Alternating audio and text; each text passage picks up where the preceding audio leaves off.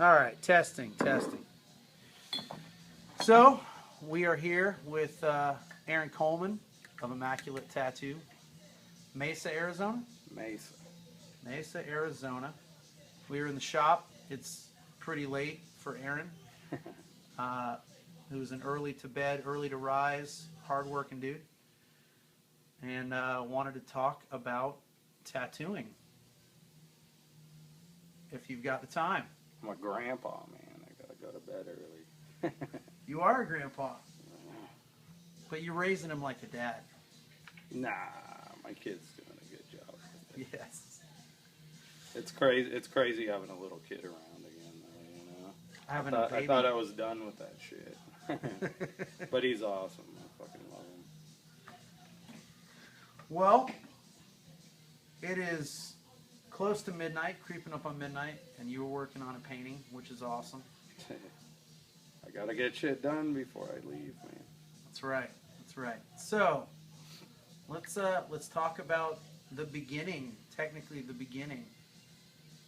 And you and I both have talked about skateboarding being a huge impetus for tattooing and at least tattoo imagery, maybe. What's your first influence on imagery that made you think about tattoos, even if it wasn't skateboarding? I definitely, like, around the time I was in junior high school, like, I had friends who were skateboarding, and they would go and do contests, and the guys from JFA would be at those contests, and they'd give shit away to the kids, you know? Kind of brainwashing the youth type of thing. Music or skateboards?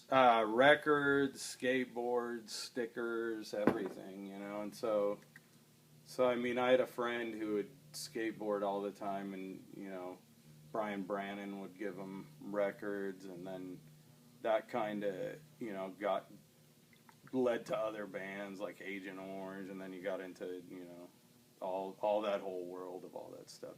All that stuff was so, like, related, though, at the time. Like, it was, I mean, punk rock in the 80s was definitely the soundtrack to skateboarding. Absolutely. You know? And it definitely was where a lot of the tattoo imagery, you'd see people, especially in punk rock bands. Like, I remember being completely infatuated with the tattoos that the guys in GBH had. I remember that Bob Roberts tattoo, and that was just like one of those things that I was like, oh, I want that fucking tattoo. And then, you know, early on I saw that Blue Tattoo Time with his stuff in it, and, you know, oh, I know who X is, and, you know, all that shit. I definitely remember that as well, the Bob Punk stuff, and like Lal Hardy, seeing Lal Hardy around punkers and stuff, and doing punk rock tattoos. Those images were fantastic. Yeah, it's cool stuff. And yeah, I mean, I think that stuff was just kind of a progression, you know. I remember being a kid and you know, sitting in my room and drawing all those skulls off that first Suicidal Tendencies record. The shirts that are on all the shirts that were on that album, and, you know, and back then you'd buy albums, so the fucking images were actually, like, you could kind of see them, you know. Yeah. So do that, and then fucking skate and sweat all over your shit and fuck it up, you know. Big ass sweat stains on your. You did it with crappy markers that you got from your parents, and you didn't know what a permanent marker was. Yeah. So. Sharpies have been around, though, man. Yes, they have.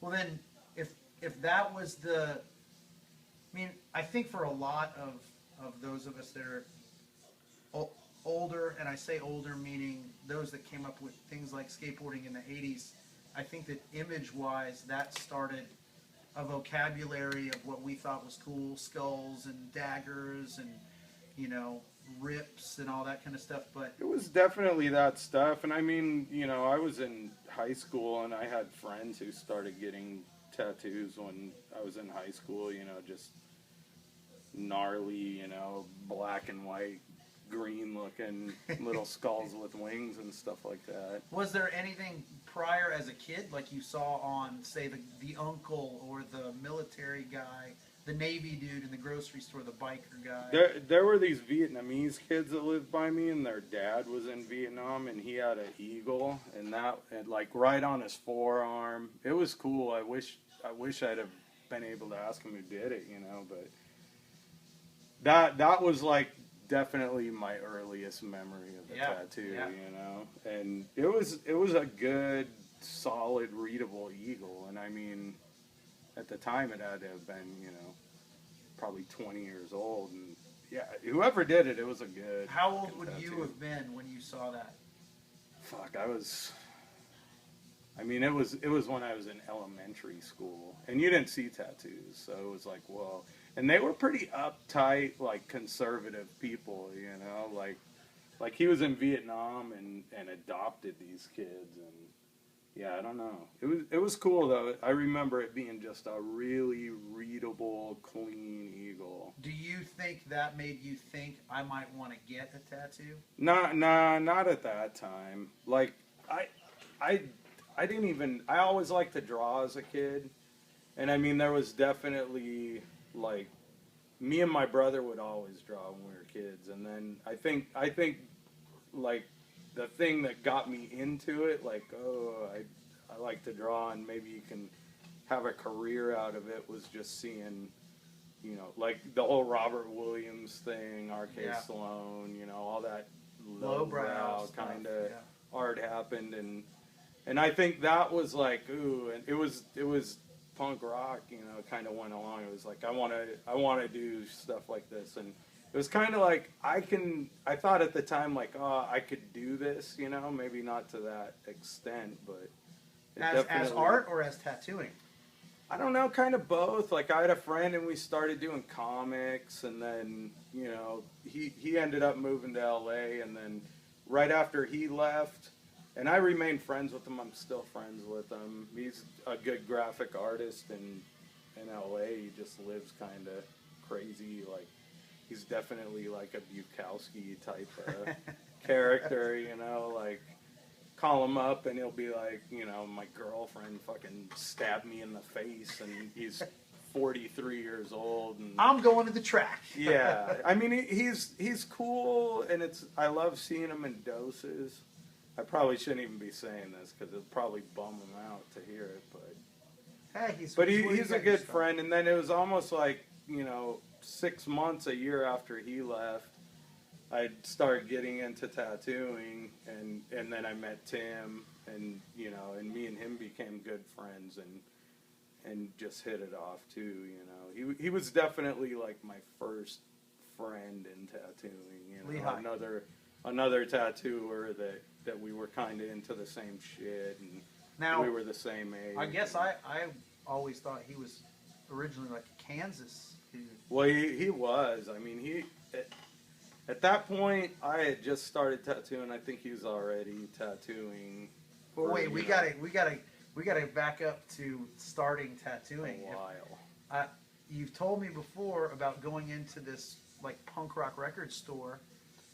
Oh, well, yeah. I mean, when did you first see I started getting into all that shit in junior high, and then you definitely go to those shows and you'd see tattoos at those shows on kids. So you knew they were getting done in town. Yeah, and I mean, like I had kids I grew up with who were getting tattooed by Paul Stotler when they were in high school, and I don't know how much older he is than I am now, but he's definitely a little older. And I mean, there was friends of mine who were getting tattooed by him when I was, a junior in high school, and those were some of the first tattoos that I saw was his, and Ernie Gosnell, and Ernie tattooed my aunt and my cousin, and so I saw a lot of Ernie's shit, and Ernie had a crazy setup. So Ernie, I guess it was after he worked at Peter Tattoo, there was this guy in town named Corey, and he was like,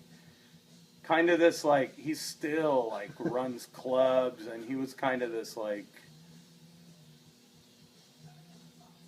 Dude, he he's been doing was shows. a promoter. He's been promoting shows for over 20 years. Yeah, and I mean, this was 20 years ago. Yeah. And so he had like an indoor skate park, and he'd have shows there. Like I remember seeing SNFU there and Beowulf there, and so he had this indoor skate park. He had a club which is still, he reopened it years later, called the Nile down the street. He's been doing shows there And for he years. owned a tattoo shop back in the day, which this lady that I worked with shortly named Marge, Magic Marge. She opened it, and then something happened, and a bunch of others. It's called Sin City, and like Mike Roper worked there, and Grimy worked there. And then I had started tattooing and was working in Phoenix, and I met Tim, and then me and him kind of hit it off, and then they stuck us in the old Sin City because our boss had bought it, you know, out from under these people. But at the time, it was all, I don't know. No hand poke? No one knew No what. scratching on yourself or friends before you ever... Oh yeah, I mean I did. Where did that start? Yeah, chronologically this is fucked. No, but it's good. It's good. Well, so I mean, the first time I saw a tattoo being done was Ernie. Yeah. In the back, Ernie worked in the back of this record store called Fugitive Records, and I had this old punker friend of mine who worked at a thrift store, and they would let Ernie come in and just take whatever the fuck Ernie wanted, Yeah. you know. Been collecting for 100 years. Anytime, yeah. And so I draw shit, and Ernie would tattoo it on my friends, Yeah. you know. So we went in there, and that was the first time I'd been in a tattoo shop, you know. And it was weird because it was like you'd walk all the way to the back of this record store, and then he had his own little room back there where he was tattooing. So the first tattoo shop you ever walked into, the first tattoo you ever saw done, Ernie Gosnell. Yeah, it was Ernie Gosnell, and it was these skinhead kids. Oh, I love this. And he was doing like a big swastika on the top of this dude's head, and it was all like Give it to me. like arrows going. It was a swastika, but it didn't have the solid lines, and it was fucking huge, you know.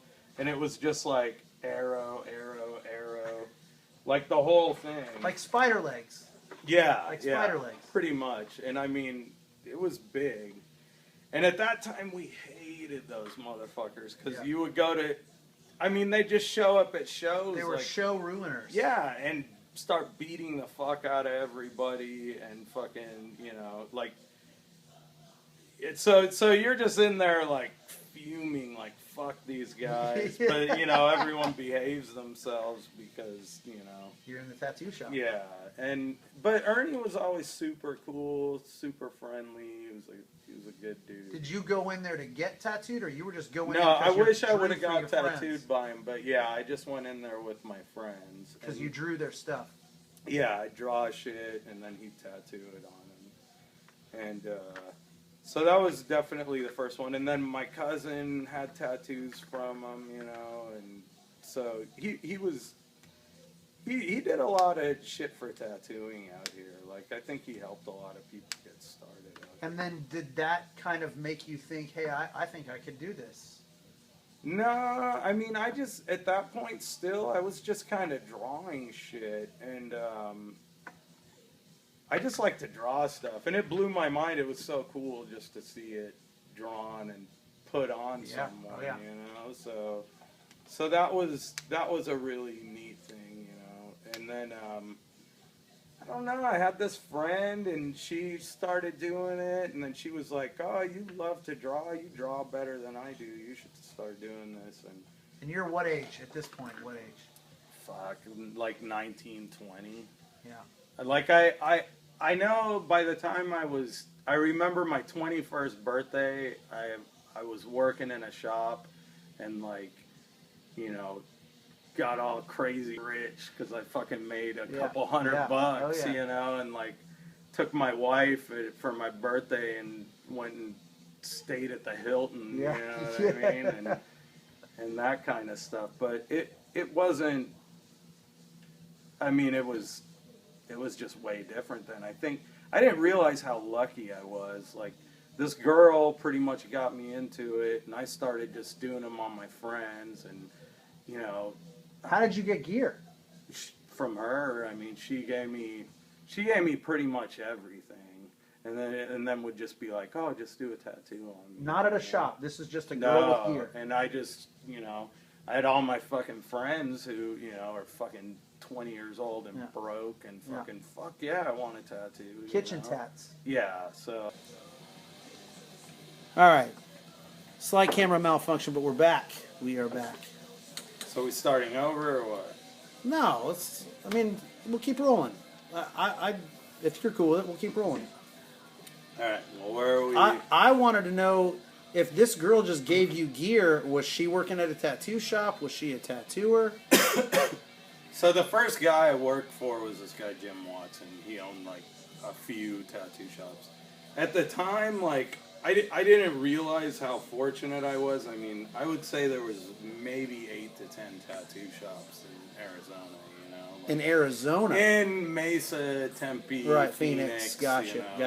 Where there's fucking hundreds now. But so, anyways, she was like, "Hey, come meet my friend." And I'm like, "All right." And she's like, "Bring your shit with you. These pictures." Okay. So I got fucking probably 10 pictures, of bullshit. And but even like then I started tattooing my friends, and I had some friends from Phoenix, and they would come down, and I remember seeing Timothy what the fuck is his name, from New Mexico.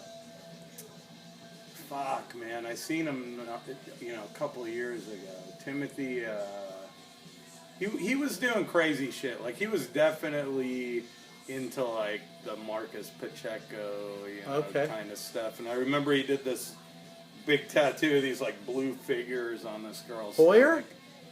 No, it wasn't Hoyer. He's a New Mexico guy. He used to work at Route 66. And it wasn't black and gray stuff. No, it was like full color. Like, he was definitely. I don't even know if he was in New Mexico at that time. I believe he was, though. But anyways, that was the first like big color tattoo. I mean, it was probably this big. But, right. And I just kept being like, let me see that again. Let me see that again. And I didn't even think that could look that way. I mean, I at this point, like, I think there was one dude, this like punker kid named Gary, who had like a full sleeve that Dale Orman at the Crawling Squid did. And I remember that was like the first kid who had like a solid full sleeve that I was like, whoa, crazy. Yeah. And it was fucking, wizards and medieval dragons, Yes. It was, I mean, not that it was bad, it was, for that time it was like, whoa, crazy, you got a fucking solid, full, cohesive sleeve. Dated but done well. Yeah, exactly. And Dale's fucking awesome. I mean, he's, 70, 73, 74, and I mean, he's still in the tattoo shop all the time. I don't think he's tattooing so much anymore, but, I mean, he's done it forever, so. This place hired you from your photos? No. So that was the Crawling Squid, which later on I went and worked there. But this was this place called Artistic Skin Design, and it was on 7th Avenue in Camelback.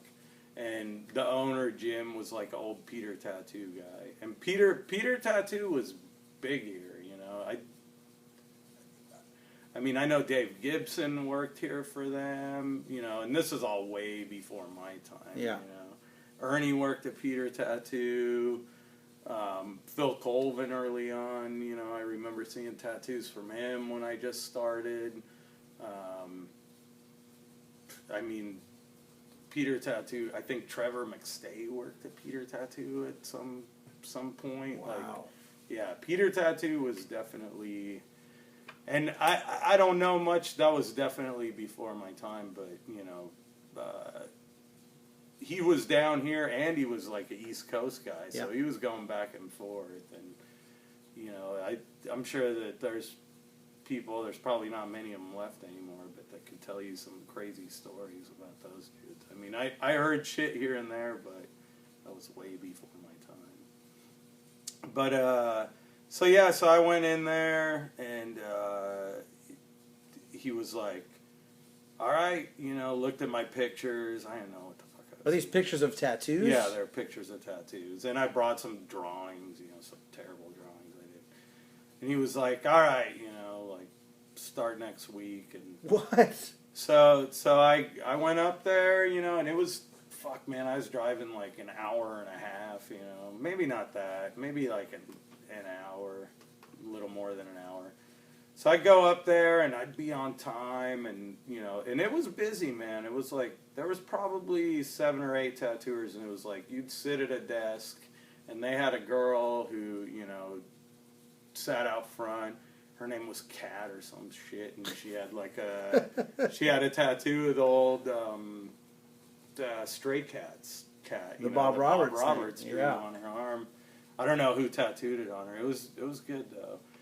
And, you know, you just sit at a desk and do, you know, and I was new, so I would just do tribal, man. Just Leo, Zuleta, Tribal Sons, Yeah. and, Oh, yeah. you know, fucking on the leg on fucking Jocko kids all day.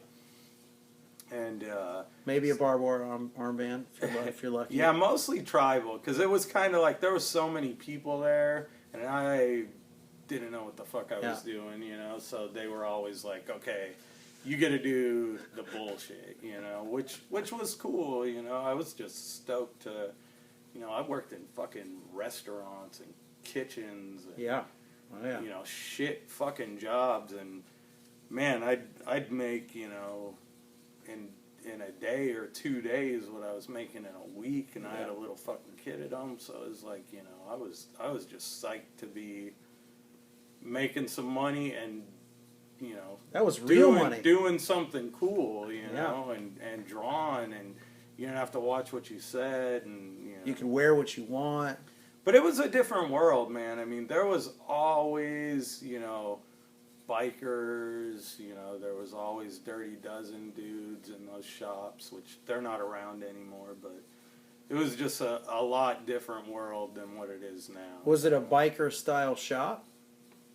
Kinda, but not really. I mean, like, the owner there definitely was like, you know, money oriented, Right. and like, hey, this is it. I remember he told me, like, you know, I'd been there maybe 4 or 5 months, and I started working, and, you know, after a while, you know, after a couple months, like, I'd be there on time, because every job I had, it was like, you know, you get your fucking ass chewed out if you were fucking 5 minutes late. So I'd be there on time, and after a month, he's like, here's a key, you know, and maybe like 2 or 3 other people in the shop had a key, and he was like, you show up, you're on time, and I appreciate that, you know, so, you know, they gave me a key, and he'd be like, you're in charge, you know, and I'd be like, fuck, you know.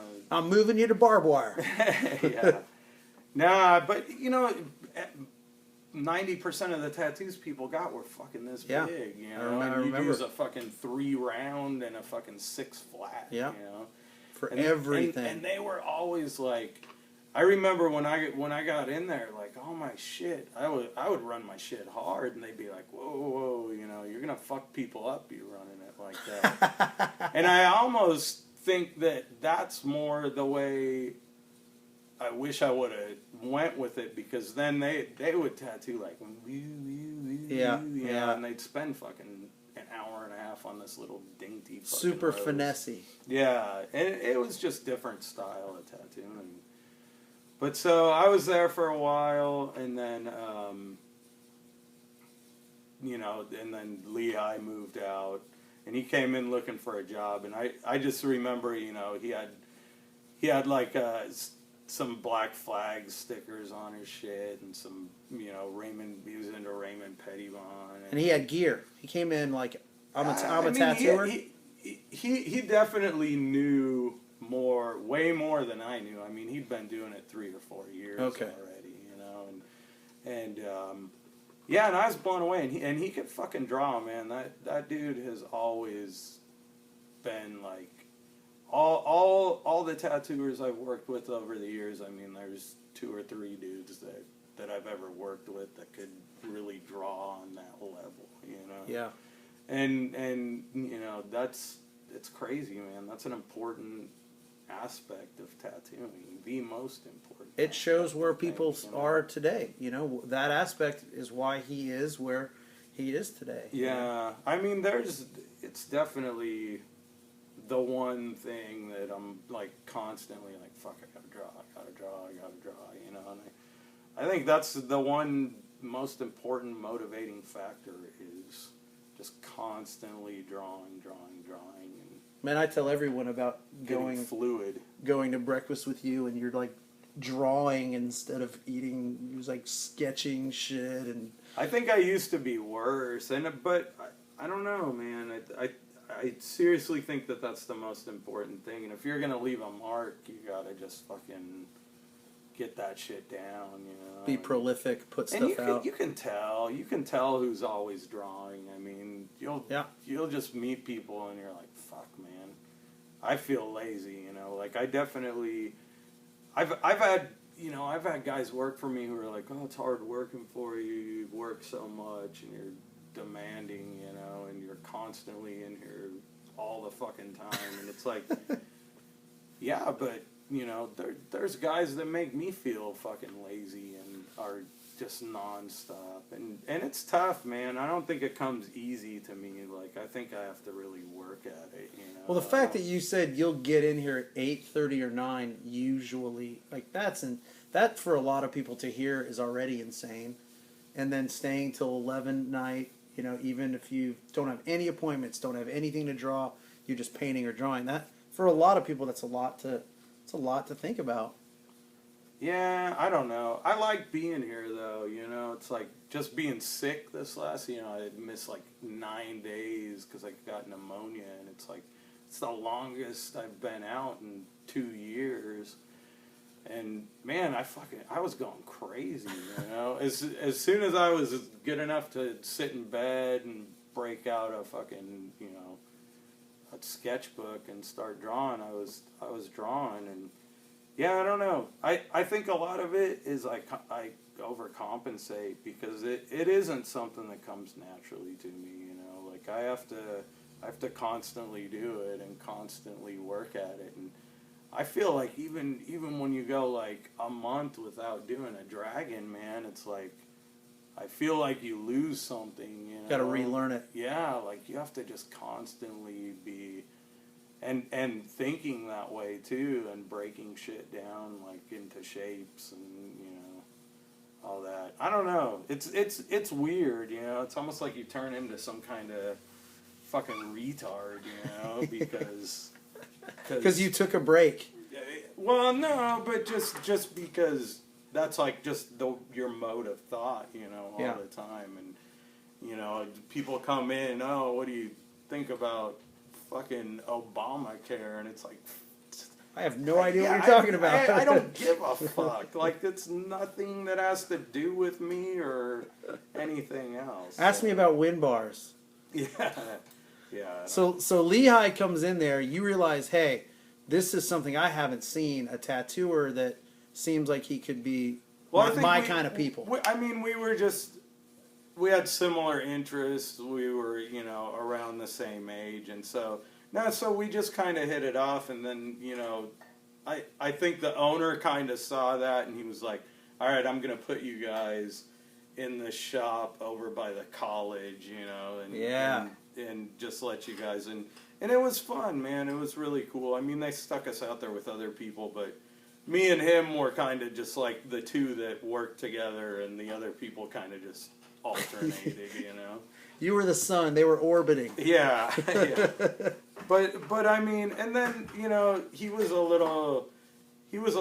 lot more developed as a tattooer than I was, and, you know, and he started meeting other tattooers, and so I met other tattooers through him too, like Grimy and Mike and all those guys who were in Tempe at the time. But I mean, everybody was. It was so early, you know. Right. Like everybody. I mean, I was 22, 23 years old. Everyone was still finding their voice. Yeah, and he moved away and came back, and then we went and worked at the Squid for Dale, which was awesome. Dale was really cool, you know. Dale, and we were doing really good at that point. And the Squid was making money, and you know, and he took good care of us. He took us to the San Francisco convention one year, and you know, he was just a cool boss. But you also respected him, you know. He'd been tattooing for fucking since you know, the fucking 70s. Now, were you already at this point working at the new place with Tim or the other place with Tim, and already meeting some of these other people and traveling? Were your tattoos looking good? Were you doing? No, they're fucking terrible.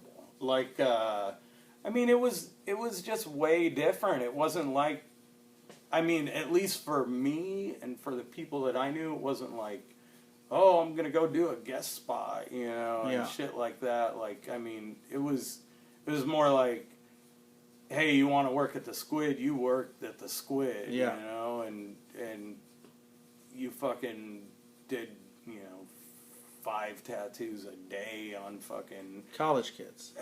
And not even that. I mean, like, the Squid was, I mean, Tempe was college kids, and you're getting fucking, I want sorority letters, you know, and that kind of shit.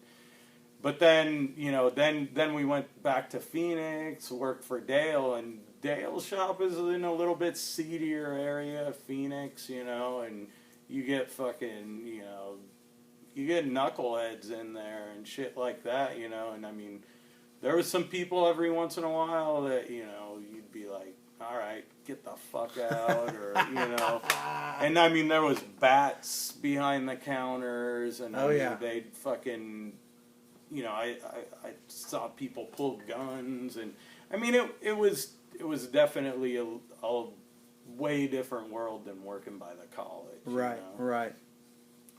But again, like, I was just happy to be doing tattoos at this point. Like, you know, if I got to do a fucking tribal, I was psyched, stoked. You know, Yeah, I was just psyched that anyone was letting me fucking put a tattoo on them. So yeah, so we did that for a while, and then I don't know. He moved back. He left. I worked for Artistic for, I don't know, like 3 years, and like, you know, all these dudes left. I ended up at the shop by myself for a while, and eventually they closed it down. And Tim had moved back, and you know, he was like, come work with me, you know, in Tempe. And so I went and worked with him. We worked with Kevin LeBlanc at this place called Ultimate Art, and it was behind this cool record store there. And I think that's when I started to really kind of like, okay, I'm gonna draw my shit, and you know, started tattooing what you wanted to tattoo. Yeah, like getting a little more serious about it and trying to do. What year would that have been? Tattoos. Or how old would you have been? Fuck, I don't know. I mean, maybe 24, 25. I found some pictures the other day of us in that place, and it's crazy, man. You look like a child. Yeah, like we're like little kids, you know, and like wearing Hawaiian shirts and fucking, yeah. It was cool though. It was a fun time. We had a good time. I always got on good, you know, with the people that I was around then. And working for Dale was cool because he was like a real deal tattooer. He was, you know, in a bike club, and you know, and he was a little bit scary to work for at the time, but he was always cool. Treated us really good, took good care of us, and you know, I'm still friends with him. I still talk. That's to rad. him. Yeah, he's a good dude. Was there ever a time where you saw something like a magazine or a tattoo on someone, or something that made you think that is what I want to be doing in tattooing? Well, I mean, yeah. I mean, early on there was definitely like you started seeing those tattoo times. I mean, tattoo times, I hear that all the time, and it sounds almost cliche now to be like, oh, tattoo time. But It was. I mean, those were definitely like, whoa, this shit's The fucking Malone and the crazy. Higgs stuff alone in that was eye-opening for me. I just remember even seeing those Horiyoshi 2 things and being like, how the fuck does anyone do that, you Yeah. know?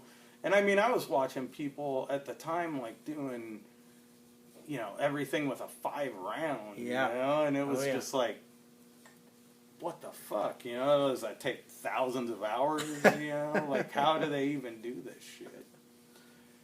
But I mean, you started seeing stuff, and then the San Francisco thing was going on, you know, Yeah. and you start seeing Tattoo City and Dan Higgs, and I mean, it was just crazy. It was almost like there was the Primal Urge thing was going on, and those guys were fucking doing crazy stuff, and I mean, at that point, that shit was just like I didn't even comprehend it.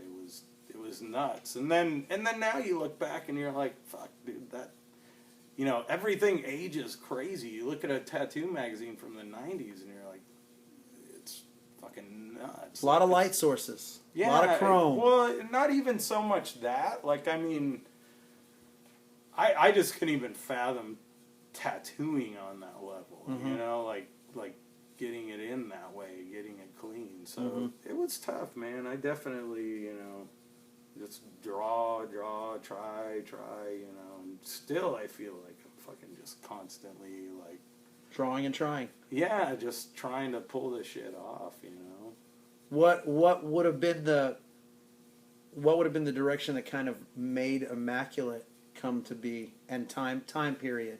Well, so the first people I worked for was that guy Jim Watson.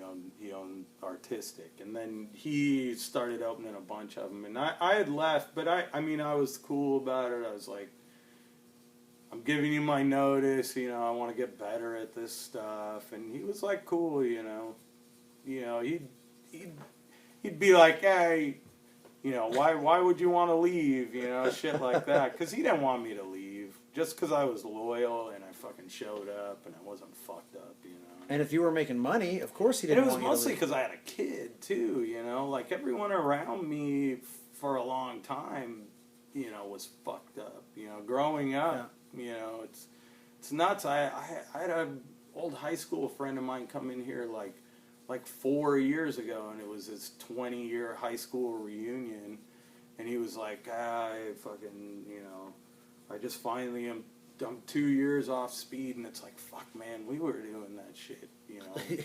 At 18. Yeah, like, fuck, at 15, you Yeah. know, and it's like, man, it was just nuts, and a lot of times I just think, you know, I had my son really young, but I think that was one of my saving graces. Straighten you know? up. Like, yeah, because I was like, I gotta fucking take care of these people, you know, and yeah, and it got me doing shit and drawing shit, and you know, I worked all these shit jobs, so I really appreciated being, you know, in a fucking place where I could do something that I actually enjoyed. So I think everyone once they start tattooing, if they've worked, I don't know, if you've dug a ditch, if you've done roofing, Yeah. if you've done plumbing, anything that's just super manual or hot or grueling on your body, and then you come in and you do something artistic and fun, even if it's not a fun tattoo, it's better than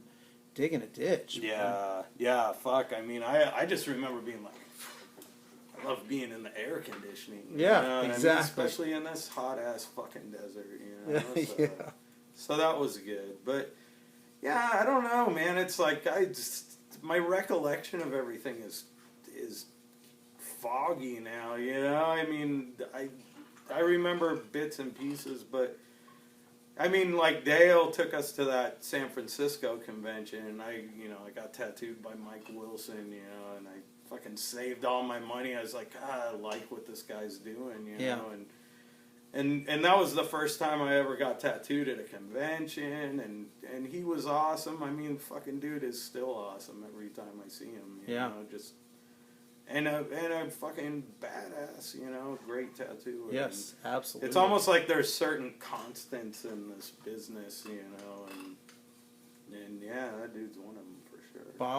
Bob and Mike. Bob, fucking Bob was just one of those things where it was like, you know, like I just was like, loved his shit, like, you know, same type of thing. I was just like, that's what I want to do. Yeah. You know, like I love that traditional American stuff, and I just thought he did it the style that I liked. You know, it was the toughest, and it was like I'd seen it early on, so it just stuck with me, and I was like, I gotta get that fucking skull spider. And, you know, and then, you know, I went and got tattooed by him, and that wasn't what I got. But then, you know, the second tattoo I got from him, I was like, I need that fucking skull spider. And that was You what need I it. got. Yeah. So, but yeah, early on, that shit just blew my mind. I mean, even just seeing all that Rick Spellman shit. Yeah. And then even earlier than that stuff, you know, like you saw the Robert Williams shit, and then I saw R.K. Sloan stuff, and then Pusshead, you know. Pusshead, the hugest. From way back, yeah, in those days. And, you know, the graphic influences definitely, like, translated into that medium where you're like, this is shit that I'm into. And then seeing it fucking done, you know, as a tattoo and done well, it was just, like, next level kind of Absolutely. stuff, so. What was the Immaculate conception, or was it already happening? Well, no. So this shop, even when I was in high school, I never got tattooed here. But I remember driving by this place when I was in high school, and there was this old biker guy named Cass who was here. Mesa had two shops. They had Cass's shop, and this guy named Swede who actually he was a really good tattooer. And I think his eyes just got bad, and he ended up fucking moving into the mountains and became one of those guys who sits in a fucking, you know, tower and watches for forest fires, you know. But and then there was Ernie for that short time in the back of that record store. Yeah. And that was all like, you know, late 80s, early 90s kind of stuff. But so this place was here forever, and Called? It was called Mesa Tattoo and Leather. Yes! The guy with Tool Leather. Yeah. And he was a character, man, like fucking, you know, you know, we had all these old bikers who'd come in and they'd be like, Cass and get girls stick candles up their asshole a foot long, you know, and like Cass, you know, do this. And the last I heard about Cass, he was in, you know, Florence, you know, doing time, but he was a character. I came in here a couple times and just looked around, you know, and he never kicked me out, but you were too young to be in here, you mean? Yeah, I mean, he was definitely the dude who would tattoo. Okay. You know. Okay. Yeah. 16-year-old, 17-year-olds. Yeah. But, sure. But and shove candles up your ass. Yeah. So for a year, so you know, maybe like 5 years in, you know, Tim bailed.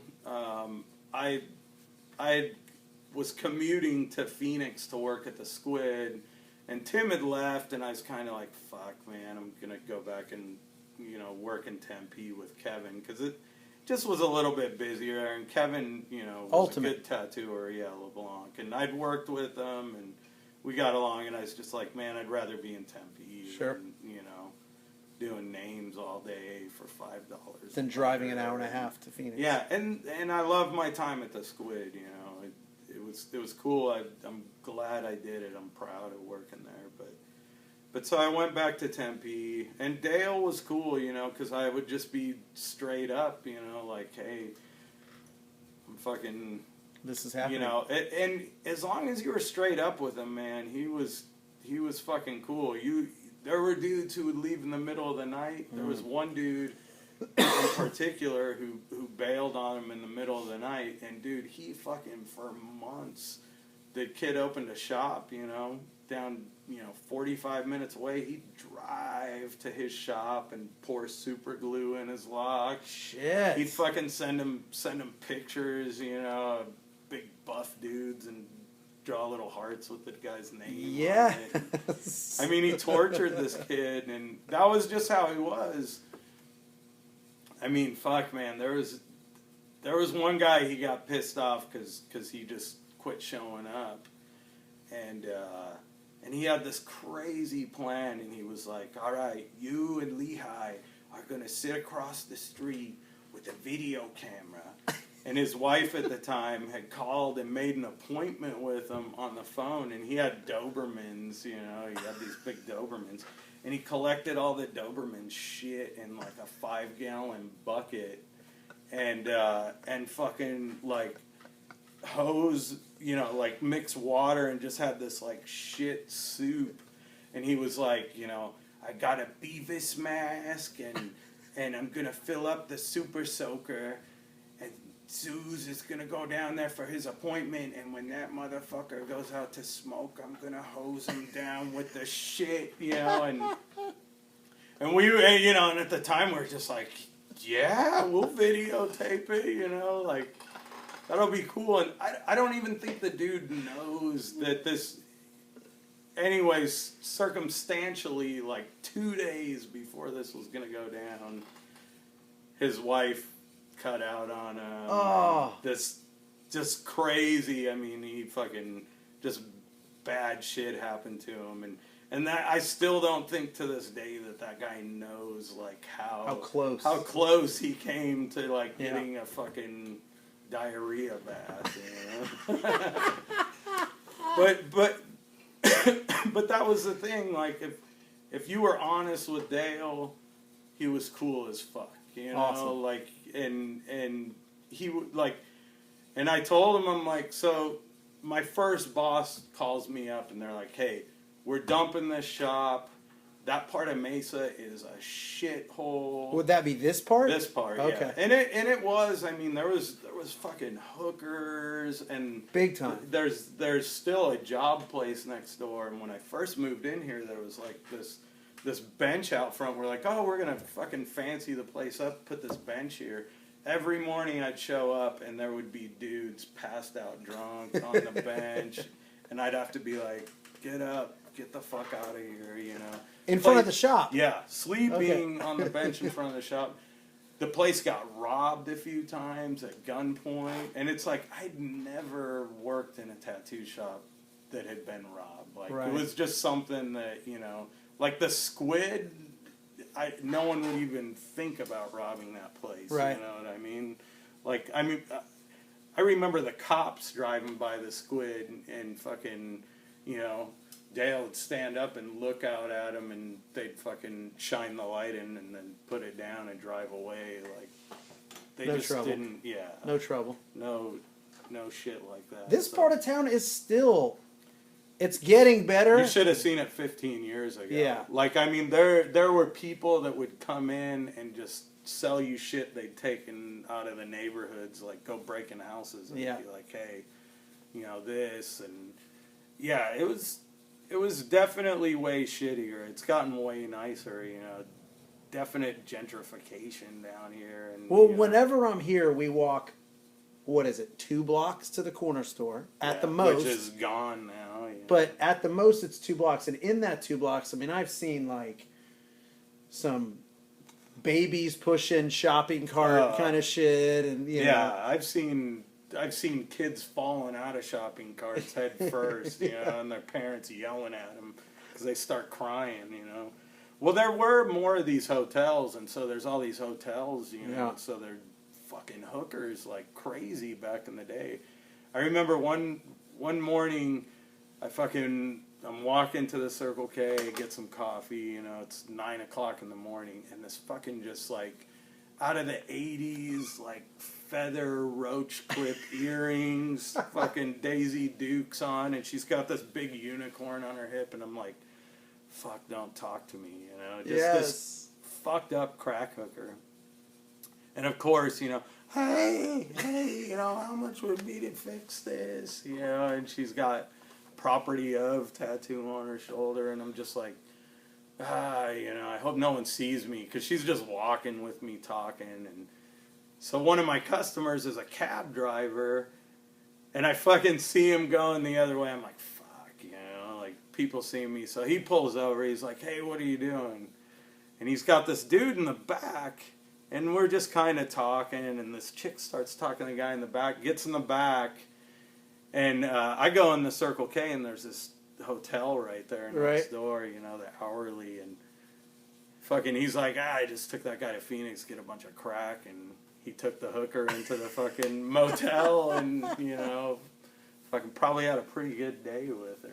And you're worried that this guy saw you talking to her. Oh, yeah. I mean, yeah, I don't know. I guess I didn't really give a fuck. But You can't avoid it. It was cool. But it was, I mean, you know, all those years, I mean, not a lot of shit's been ripped off. And, you know, it's got to kick someone out every fucking 3 months. But how did it end up being your place? So, back to this. My first boss, those people, like, I left on good terms, and they had all these shops, and they couldn't get people to work them. And this spot especially, they're like, it just doesn't work, you know. It's because of the neighborhood. Right. And, you know, and they got robbed a couple times, which probably was the people they had working in here. Sure. It had something to do with it, too, because they were kind of shitheads. But, so she's like, make me an offer. Let me know how much money you can get up and make me an offer. And so at age what? You got offered a shop? I was maybe, well, it's been 15 years and I'm 41, so, you know, fucking 25, 26 years old, you know.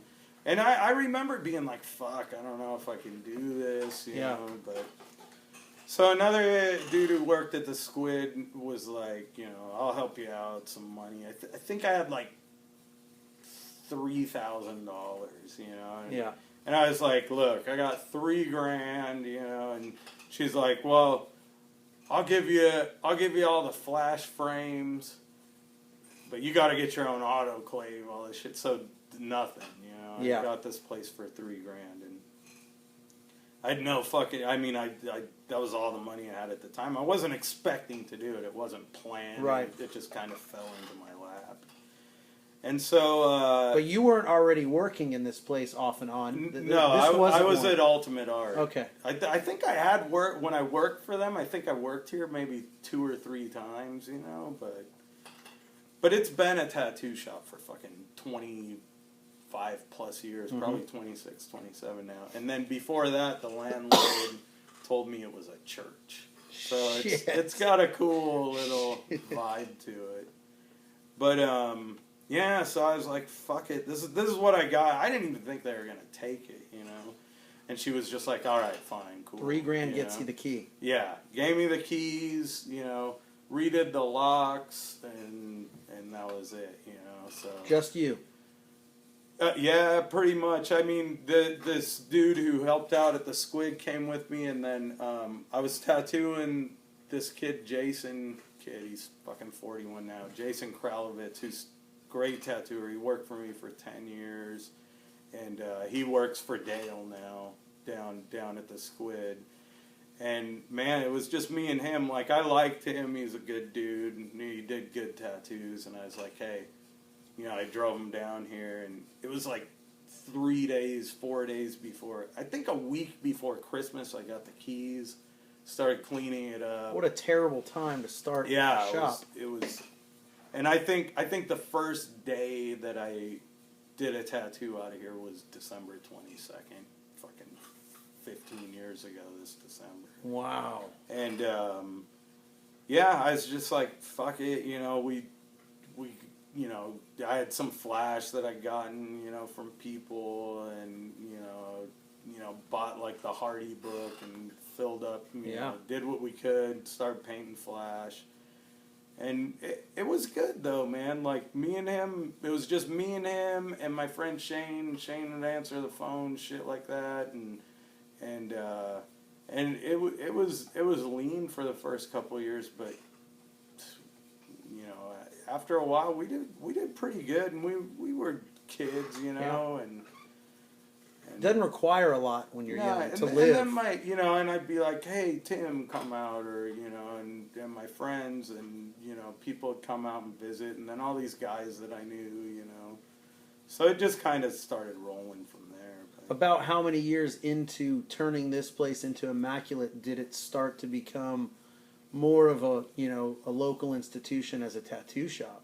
Well, I definitely, like, when Tim left and moved to San Francisco, like, I definitely got, because I'd worked with him for a long time, and I started tattooing, like, a lot of his clients that, when he left, and I definitely was trying to do, like, bigger tattoos, and I was trying to, pretty much do, what he had been doing, and but I also think that was the time when I think I started kind of developing my own style. I definitely got way more into, like, traditional American stuff, and, I just look at Bob shit, Ed shit, Malone shit, and then I call Malone. Malone was always, ask him about painting, and I'd met some other tattooers, just here and there, going to conventions, shit like that, and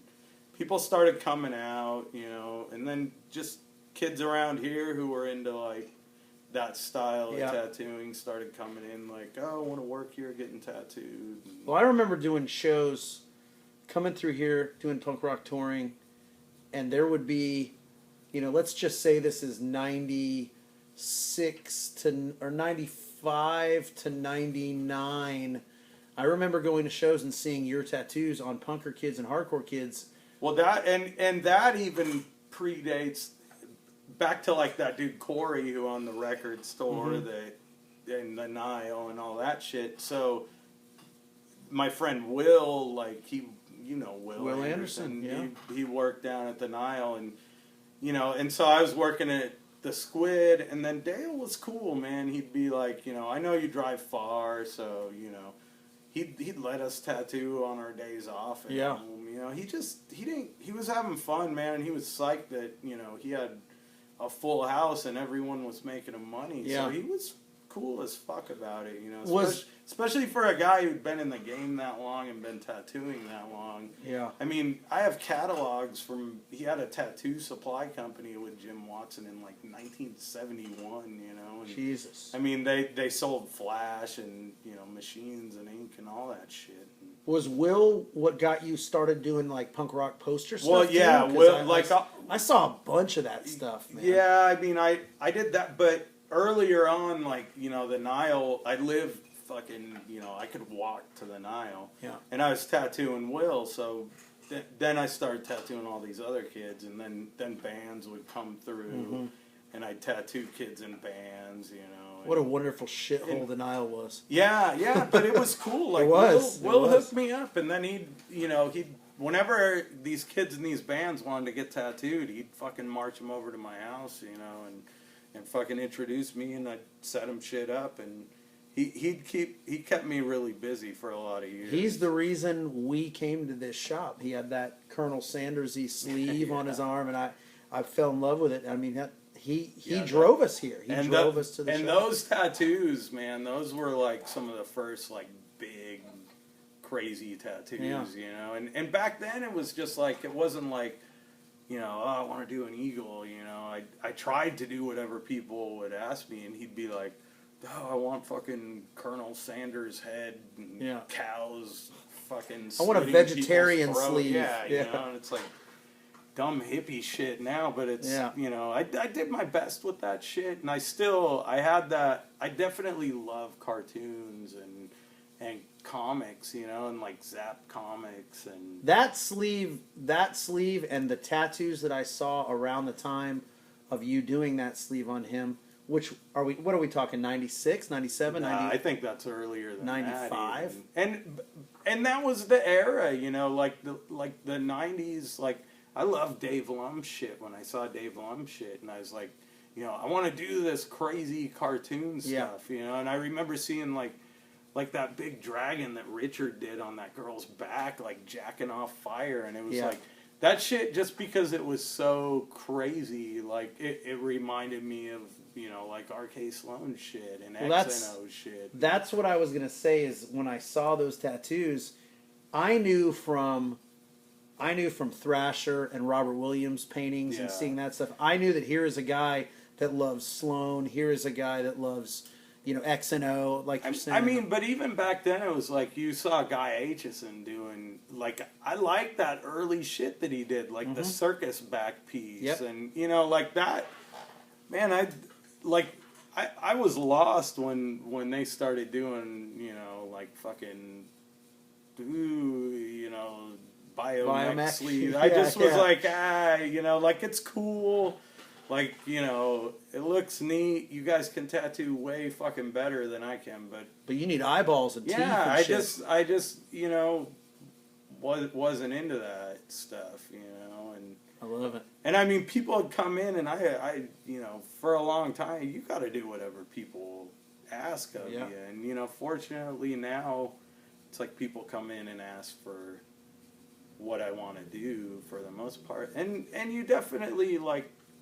I think as you do it longer, you know, you know, I still like doing crazy shit, but man, I love just the classic, refined, you know, traditional American stuff, simple Japanese stuff, because, you know, I try not to get nuts with that shit, because a lot of it I just don't understand on that level, you know. But Cobras and skulls look good.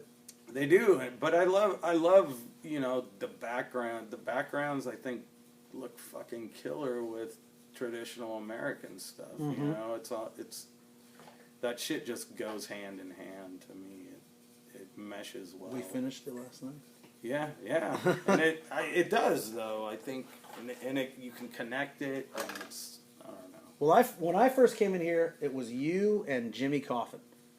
Oh yeah. So, what are some of the other artists that have come through on a semi-permanent basis that have been a part of the Immaculate family? Well, for like the first, there was one dude who didn't work out, who was here really a short while, and then it was like for 8 or 9 years I had the same crew.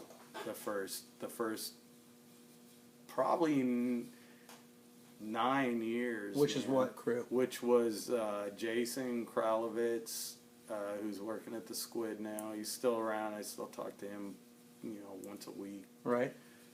And Ron Kopel, who works at Henning Jorgensen's in Denmark. And yeah, those guys were here for a long time, man. And it was crazy. It was weird. Like, people would be like, you've had the same crew for fucking 9 years, you know? Do it right. Yeah, it was cool, man. It was a good, solid, you know, environment. And it was good, man. You know, I think everybody worked really hard, and all those guys are good tattooers, you know, and I'm proud of where they've gone with shit, you know. And How did the Kavna connection go down? Seems like you do a lot of stuff with Jay. Yeah. Conventions, traveling. I just met him at a convention, and I kind of knew he was in Tucson. I'd seen some shit, and I just was like, wow, this dude does good tattoos, you know. And I was like, he's smart, you know. He moved from fucking New York to Tucson, you know. And like, there's not a lot going on in Tucson. You Something know? about upstairs tattoo shops. This guy's gonna kill it there, but and he does great there, you know. But we met at a convention, and he was just like, oh, you know, good to meet you, like your shit, and you know, I was like, come down, sit in, hang out, and he just came, hung out, we hit it off, and then he started coming up working, and we just been going back and forth for 3 or 4 years now, you know. He comes up twice a month. I go up there twice a month. Because of the website, I just thought he worked here years ago. Because that hasn't been changed in years. He's on the website like he tattoos here. I feel like no one really looks at websites anymore. Not anymore. Not anymore. Like I still feel fucking retarded with all the technological shit. I mean, I've only had a computer probably for 8, 9 years. Well, I tried to get an appointment with you about 2 years ago, and 2 years ago you didn't have a cell phone. Yeah, no, I probably have had a cell phone for 2, maybe a little more than 2 years. Yeah. I just avoided it, man, and I was always like, "Fuck it," you know. Yeah. I don't need that shit. I'm here. I'm here or I'm all at the home, time. and if I'm at home and you don't have my number, you don't need to get a hold of me. You Yeah. know, And you're always here. yeah, and I like being here, man. It's cool. It's my spot. I'm sure I'm gonna fucking die here, and hopefully they can seal me up in the floor. And Who are the other tattooers that you work with every day here? so then it was those guys for 8 or 9 years. Then Corey Leonard was here for 4 years. After Corey, Mondo was here for fuck, man, he's been here for. Lewis was only here for a short time. The good dude fit in real good, just circumstantially didn't work out. Right. You know, he had to move back home, but good dude. Oh, Luis Campos. Yeah. Jimmy was here for probably 2 years, and you know, he's a California dude. and Yeah, his I chick met him in wanted San Diego. wanted to move back, yeah, and so he bailed. And then Josh has been here for year and a half, 2 years. Carter. Yeah, and then you know just all the people who come and sit in and all that shit. But yeah, not a whole lot of people working here over the years. You know? Yeah, I asked because it's a shop that's, you know, it's a very well-known shop, and you think about shops that are really well-known, and you think that there's a crazy crew, and there's 20 stations, and they're making money in hand over fist, and I've been in here plenty of times where it's just you guys painting, Yeah. but I also have been here plenty of times and seen 3 backs, 4 sleeves, all come in the same day.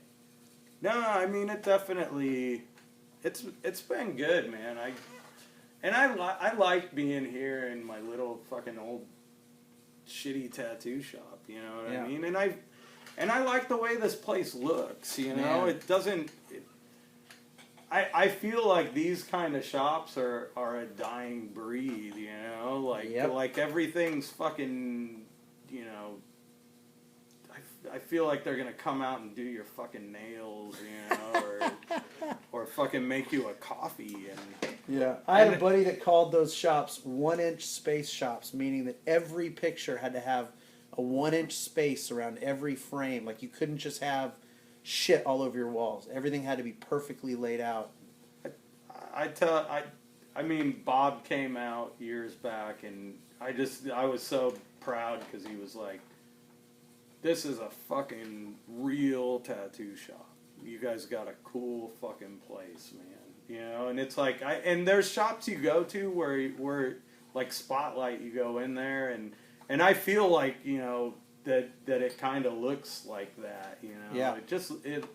It's a lived in old tattoo shop, and I love that about it, you know. And there is, you know, you go places. I think every town still has a few, you know, that It has good bones, man. And you guys just did a remodel, which if you didn't know any better, you wouldn't even know. Yeah, I was bummed. It weirded me out, and I was like, man, I don't want to fuck with this place. But the space was just fucking garbage. It was being you know? wasted. It was laid It was out being wasted. terrible. Yeah. But yeah, we did it. We did it because we had, you know, we took on another guy, and it was cramped, and I was like, fuck it, we got to use this space better. So, but I like it, man. I love this place, man. You know, I've tried to buy it, and he don't want to sell it, and I'll rent it as long as he's gonna rent it to me. You know, like Yeah. I don't want to fucking move.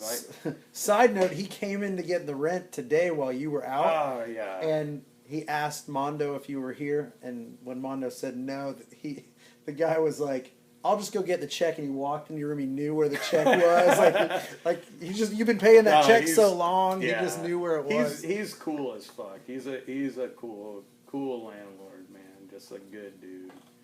And he's cool, and I feel like he wouldn't fuck me over either. Right. You know, like they're putting all this mass transit in here, and I know this shit's gonna get nuts. You know? Demand more money. And I just don't think he'll do it to me. been here for a long time, and he's even like, I'm getting old. This is my son. When I die, he's gonna be your landlord, you know. And I'm like, cool. He's like, he'll do you right. So he's a good guy, man. But yeah, I don't know. Long time, dude. Yeah, it's great. Yeah. You dig the traveling thing? I mean, I know you didn't used to do it all that much. It seems like you're doing more conventions now. You know what weirds me out is like, fuck, man. I've been doing this now half of my life. You know what I mean? And I think last year you told me 20 years. Last October you had said 20 years. Yeah. I don't know. I mean, it's definitely, I know it was a few, I remember working, you know, at Artistic for a couple months and having my 21st birthday, you know, and being like, all right, fucking go out and drink. So, and now you 41. Maybe I was 22. I don't know. I'm not good with numbers. I'm not good with stuff. I'm just not good with stuff. But yeah, it's been awesome, man. Hopefully I'll be here another 20 fucking years. Absolutely. Know? Hopefully longer than that. That's what's cool, man. You see all these guys, you know, who are in their 70s and are still doing it, you know, and you know, hopefully it'll be that way for me, and I'll have, you know, kids in here who are fucking 35, 40 years old working for me when I'm 70. Yeah. Know? Could be a whole lot worse. Yeah, that's crazy. But I don't know, man. I don't know what else to say. It's crazy. There's too many fucking tattoo shops nowadays. You know? There's too many tattooers. But there's nothing you can do about it, you know. I think you're doing what you can do about it. You're doing what you can do. I think, yeah, you just gotta keep on working and keep pumping shit out and keep people happy so they fucking come back. You know? Well, the more of a standard that anyone sets in anything, it makes this whatever crap standard the crap fuckers are doing. It makes people not be impressed by that anymore, and then they go to where this is the standard. Yeah. Or you hope that anyway. It's definitely way, you know. I remember, you know, early on, like trying to get equipment from people, and you know, I remember the first real good working tattoo machines I got and being like, fuck, man, how was I even doing this before this stuff, you know? And now it's just like everywhere, you know, like, and a lot of builders. Yeah, and anyone can get their hands on that shit, you know, fucking right out the gate, and it's all of it. I mean, there was no internet. I think the internet was the big change in a lot of that shit. I think everyone feels that way. Yeah, I mean, I remember calling Juan Puente up and him being like, "Who the fuck are you?" You know, like hey, I want to get a machine. I heard you make real nice machines, and you know, and people used to kind of be that way, like, "Who are you?" You know, and now it's like fucking you log on the internet and pay your money and it shows up in the mail 3 days later. But you can either buy a $30 machine off eBay, or you can learn how to wind coils on YouTube. Yeah, but it's pointless. That's just the way it is. You know, it's like you just got to roll with the punches. And yeah, it is. It's definitely more competitive, more, I mean, fuck, you know, there's, you know, 8 to 10 shops that went to fucking, you know, 300-400 shops, you know, so it's tough. You know, it's just a completely different animal, man. So you don't think that'll eventually fade away? Out. Yeah, you know. I don't know, man. I'm starting to see the shops closing. It's already starting near me. Yeah, I don't know, man. It just seems like as soon as someone leaves one, some other asshole fucking goes and slips in there and, you know, does the same shit. And I mean, fuck, man, I was driving downtown the other day and there was some kid, you know, those assholes twirling signs around. Yeah. You know, like fucking $25 an hour tattooing. Oh, wow. You know, like, yeah.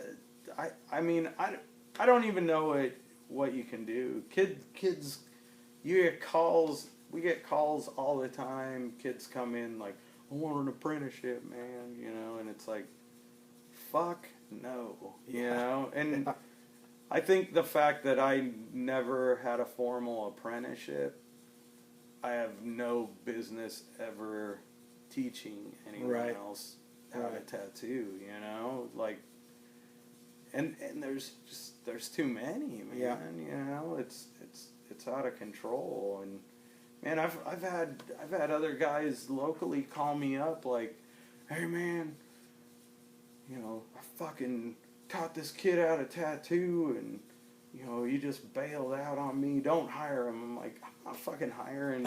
First off, I wouldn't fucking hire that kid, and secondly, it's like, why are you fucking teaching 3 people how to tattoo at all times, and then you get pissed that they fucking leave you, you know? Because they'll clean your shit during the teaching process. Yeah, I mean, I don't know.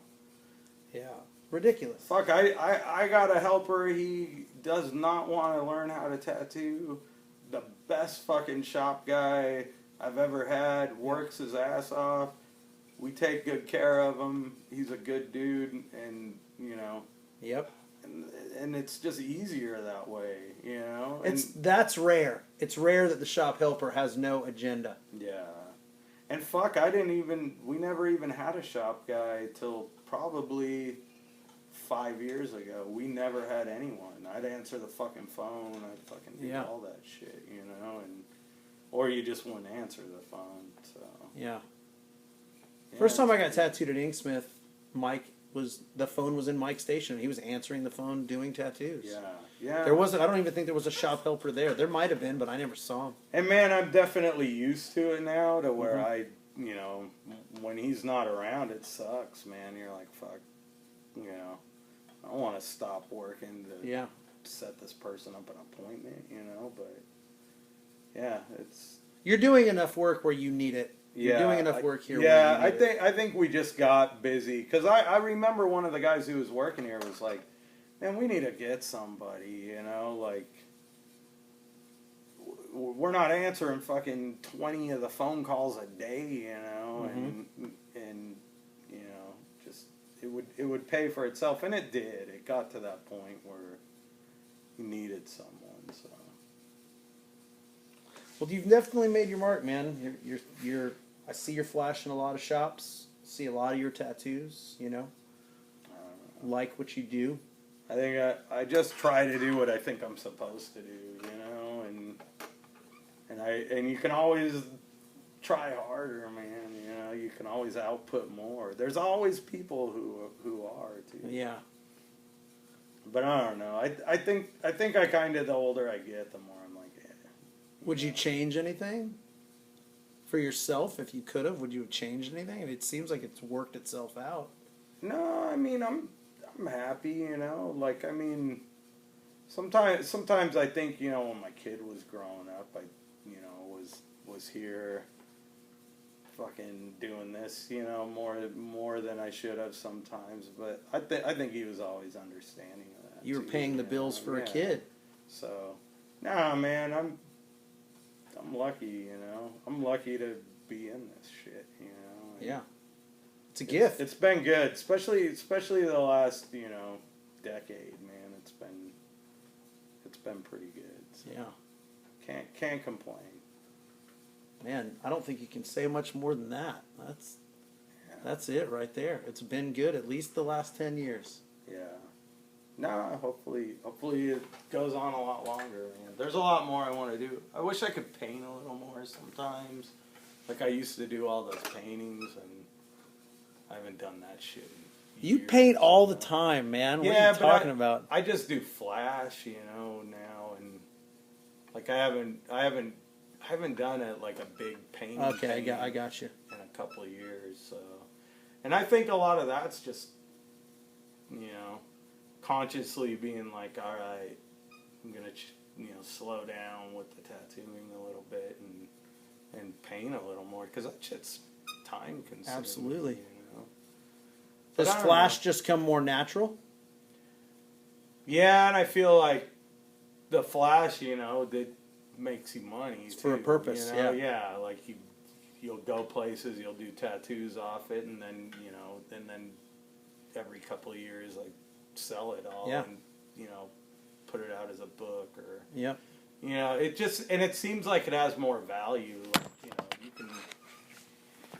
you do those crazy paintings, and you'll spend fucking 60, 70 hours, and and people have a lot harder time spending that amount of money. I could do. Oh, yeah. In that amount of time, you can do 5 sheets of flash Yeah. and make twice as much Yep. money off it. So. And continue to make money off of it. Yeah, exactly. So I don't know. It just beats. But I like doing that shit, and like the post, like Will, at the club, he started having me do those posters, and it was awesome in the beginning. He'd be like, hey, fucking, do a poster for the dwarves.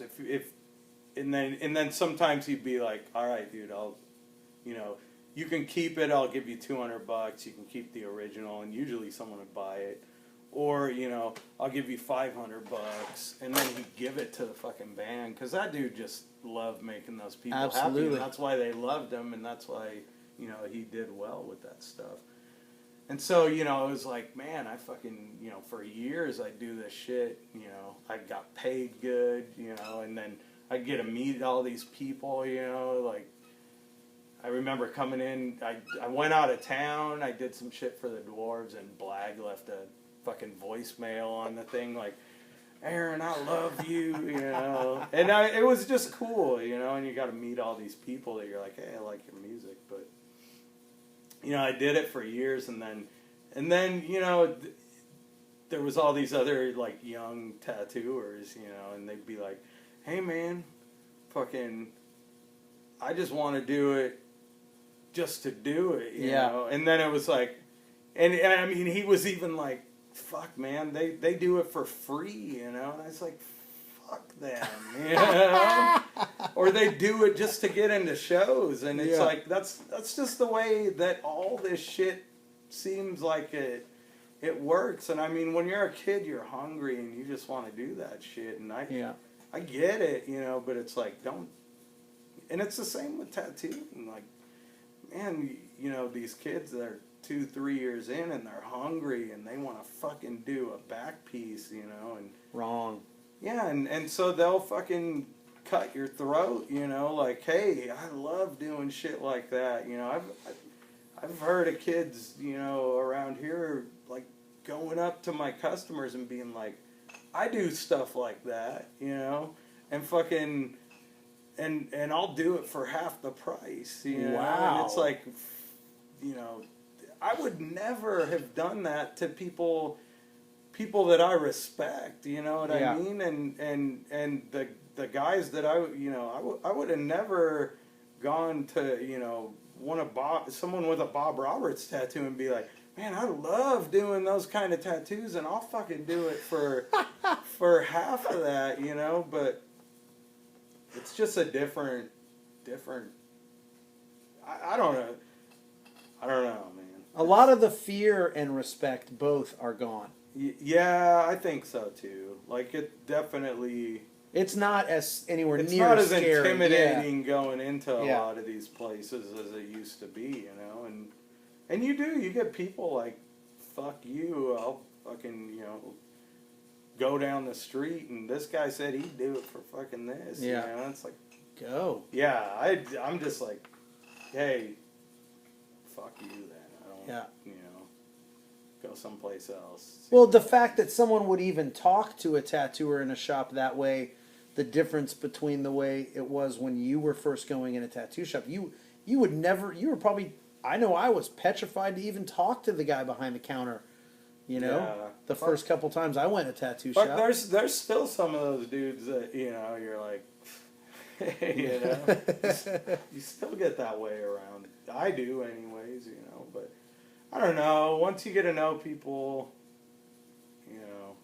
I don't know, man. It's crazy. I mean, I haven't been in this business for that long, and it's definitely changing, and probably will for a long time. But the changes just in the last, let's just say 10, the changes in the last 10 years alone have been probably the largest changes in the last 100 years of tattooing have happened in the last 10. I don't know. The awareness, the availability, the Yeah. amount of people tattooing. Yeah, I just remember reading that Sailor Jerry book, the letters one, and there was something about where he was like, you know, a Y50 wants to fucking film in the shop or Yeah. some shit, you know.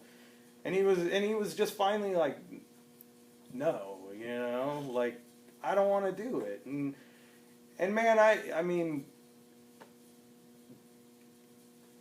I just don't want to do that shit either. Like, I like sitting in here doing tattoos and, you know, and hopefully, you know, doing shit like this gets more people coming in getting tattoos. Yeah.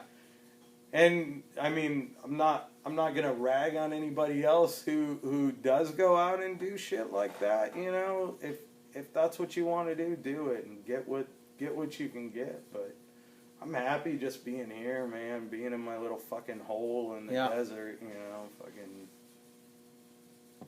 doing what I get to do. I'm blown away that I get to do some of the fucking tattoos that I get to do. I mean, those were the same tattoos that I'd look at when I started and be like, how the fuck do people do this, you know? Mm-hmm. And now you do them. And I'm excited. I'm, you know, I can't believe I have people getting, you know, like I have people that I've finished and I got people that, you know, that have, you know, from their neck to their fucking ankles, you know, all my tattoos, and I'm just psyched that I'm getting the opportunity to do that shit, you know. And it's crazy, and it's definitely been a progression, you know. You see all this shit from the time you start, you know, and there's always people killing it and people that, you know, I look up to and that I admire their stuff, and there's constants, you know, like Bob, you know, like Ed, like Horiyoshi 1, Horiyoshi 2, you know, guys like Tim, guys like, you know, Mike Wilson, fucking, you could rattle off of fucking course. 1,000 or at least 100 people you maybe that, you know, work you admire and look up to, and yeah, I don't know, it's crazy, man. And but some of those people still blow me away, you know. Like, you're still very jazzed on what's happening with tattooing. Every time I'm around you, you're showing me pictures on your phone of tattoos that someone has done and said, you know, have you seen this Uzi painting? Have you seen this? You know, Uzi is one of my favorites, man. Good fucking, great fucking dude. Great tattooer. Like, there's that guy, there's just something about his style, you know. Like, the first time I met him, I was just like, fuck, his shit is crazy, you know. And it's cool. It reminds me of Malone, but it's fucking just got way more attitude style, you know. Like, it's just killer shit, man. It's electrified for sure. Yeah, he's just got a cool style, and it just gets better and better, you know. And there's a lot of people doing a lot of shit, you know. But it's like every once in a while there's someone that's still, I'll be like, fuck, that guy's killing it. His shit blows my mind. And I think, I mean, technically people are fucking crazy, you know. There's so many technically good tattooers, but the drawing, man, I think it's more special when you see someone who you're like, fuck, that guy's shit is crazy. Mm-hmm. And it's distinctly, I don't even know if that's a fucking word. It is. We'll use it. Theirs. You know what I mean? Where you can see 1,000 tattoos and you're like, that's his shit, you know? And I feel like that's a hard thing. I feel like a lot of times I don't necessarily have that, you know what I mean? Where it's I think you do more than you realize. You can tell that person's tattoo all the fucking time. But yeah, no, that guy, fucking great tattooer. He's definitely one of my favorites right now, and has been for a while.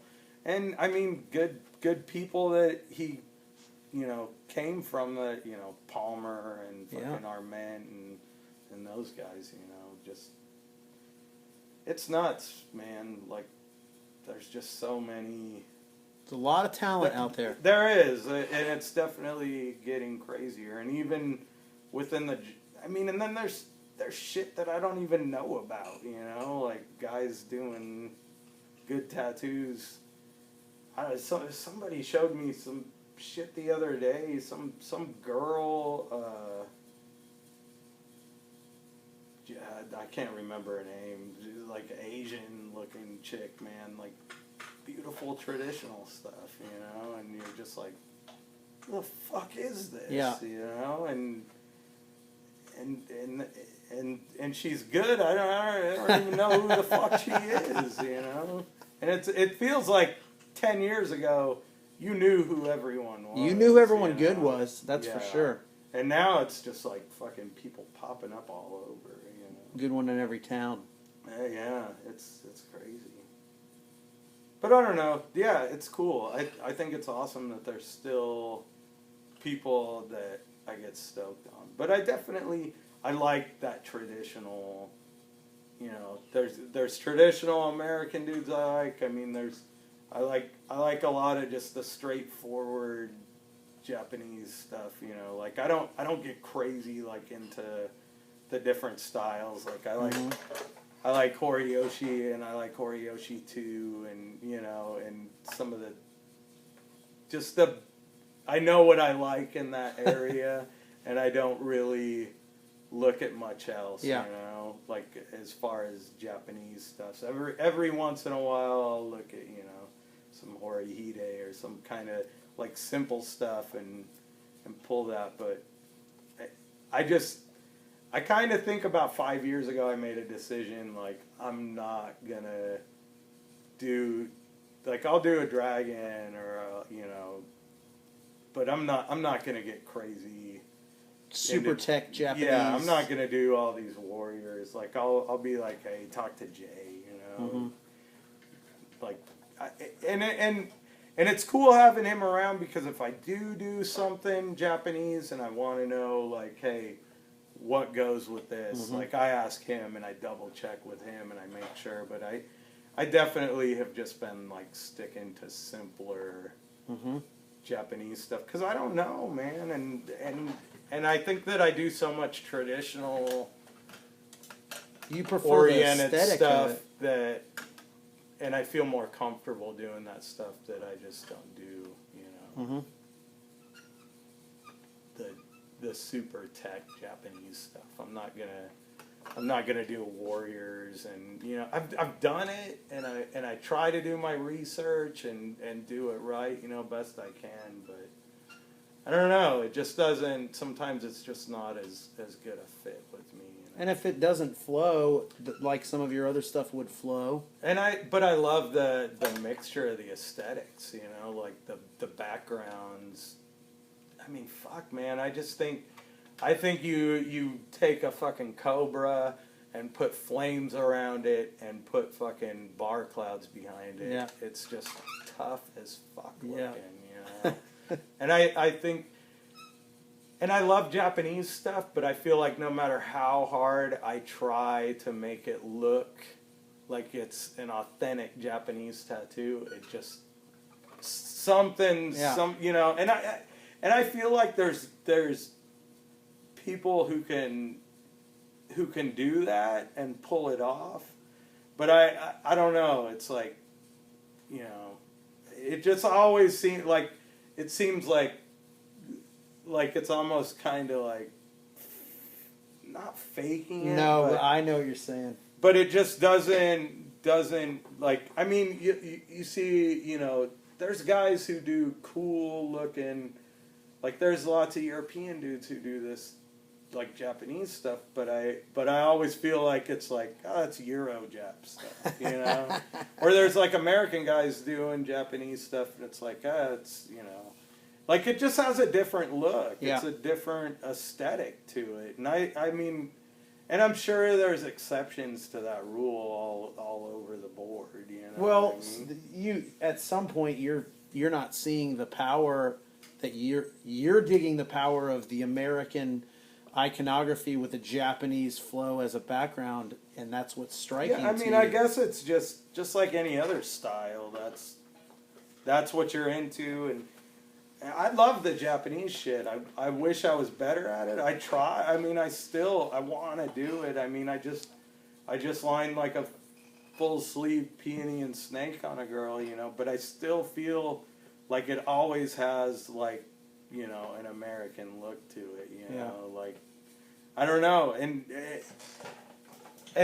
like Jay will line shit with a 3. You know, like he's got that thing going. I mean, like more of a traditional approach. Yeah, and I mean that's what he's going for. And like, I mean, when we went and got tattooed by Horiyoshi was like, "You understand Japanese tattoo?" You know, and it was like, fucker floated, I think, for a minute, you know, because he was so psyched about it. And I was like, that's fucking cool. Yeah, man. Like, absolutely.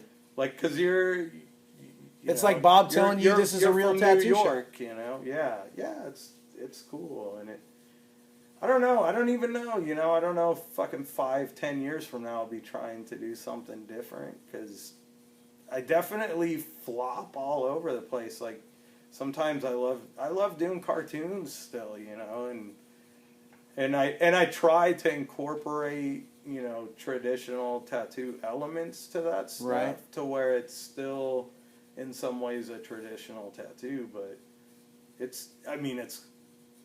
there's guys, you know, that are like, oh, I do traditional tattoos, and then you'll see their shit and you're like, I don't see it, you know what I mean? Like, it's good but it's almost like you can't. I mean, like Bob would say, it's folk art. Like, you know, this stuff has been refined and passed down, and you know, it's folk art, and it is. You know, it's like an old blues song people play, you know, like. And I'll still tattoo Jerry designs all the time, and I love tattooing that shit. You know what I mean?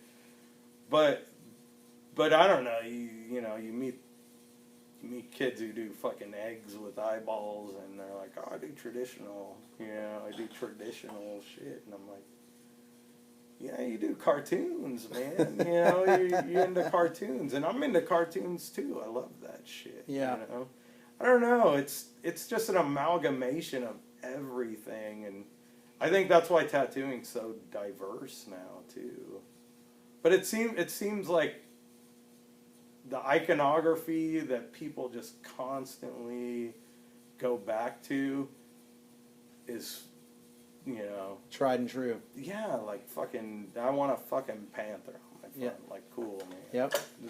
And I think a lot of that is like, you know, it's gonna fucking look cool, you know? Yep. So. And if you're getting a girl's name, you get a heart or a rose. It just looks correct. I think it's cool too that people are kind of like, it seemed like for a long time, you know, if you did something as Flash, people like, I don't want that shit off the wall. I want the same thing that somebody else can come in and get. And it seems like now people are like, cool, you know, like getting back to like, I don't give a fuck. I like that. It looks good, you know. And I think that's awesome, man. You see people doing Malone and Jerry and, you know, all that classic stuff, and I think it's awesome. It's funny you say that about the Flash, man. We were in Tulsa and we were at Paradise, and I was talking to Richard, and he's telling me I'm gonna paint my own Flash and cover all the shop with just my own Flash. And one day I'm gonna have some guy come in here, and I'm gonna say, what do you want to get? And he's gonna look around, and Richard's gonna say, you want a dragon or something? The guy says, yeah, I want a dragon. And Richard's gonna point to one on the wall of his own Flash. And the guy's going to say something like, yeah, but I don't want something anybody else has got. And Richard's going to go, I painted that. I know no one else has it. Yeah. It's right. It's already there. It's there for you. Yeah. That's what I tell people too. Like, they come in and it's like, motherfucker, I painted this. You know? Like, I'm just going to go on the back and trace the same thing and tell you I drew it for you. You know? Like, but it's cool, man. Like, the other day, some kid came in and, you know, was like, I want that off that Uzi sheet. And I was like, rad, you know? Yeah. Like, I'll do that. That's a fucking. He didn't come in and say, great "Draw tattoo." me a dragon head." He said, "There's what I want." And what I also think is cool is Uzi forever would just paint those sheets, go do a convention, tattoo off them, and then give it, sell it, trade it, whatever. Like, nobody else has that fucking tattoo, you know what Yeah. I mean? So, I don't know. I love the fact that, and that's one thing that people have told me over the years, like, it's awesome that you guys have all your own flash hanging up. And, I mean, it's definitely, it's my shit, guys who worked here shit, and that's it, you know, and all the other kind of standard, I mean, there's a few Jerry sheets mixed in there and shit like that, but everything else is in the books, and I love it when people come in, like, we're always like, fucking pick something, man, there's 10,000 fucking designs in this Covering place. the ceiling. If you don't see something that you want, you don't want to get tattooed, man, because there's a fucking, you know, there's a pig fucking a girl, you know, up there. Like, there's anything you can imagine. So. And that's why it feels like a proper tattoo shop. Everything you could want. Ladies, daggers, dragons, snakes, fire. It's all here. Yeah. Yeah, I don't know. I kind of hope that things get back to a level where people do come in and just like, that's cool, I want that, you know. And I love it, though. And, fuck, I bet you, you know, I bet you once or twice a week I tattoo a piece of flash on somebody. Hey, man, that's great. Yeah. That's great. Yeah, I love it. That's cool. And I love seeing other people do it, you know. I mean, it's a double-edged sword, because sometimes you're like, that is fucking terrible, you know. He butchered it. And I sold it, you know, so it's like you also can't fucking cry about it because you're the dickhead who sold it, you know.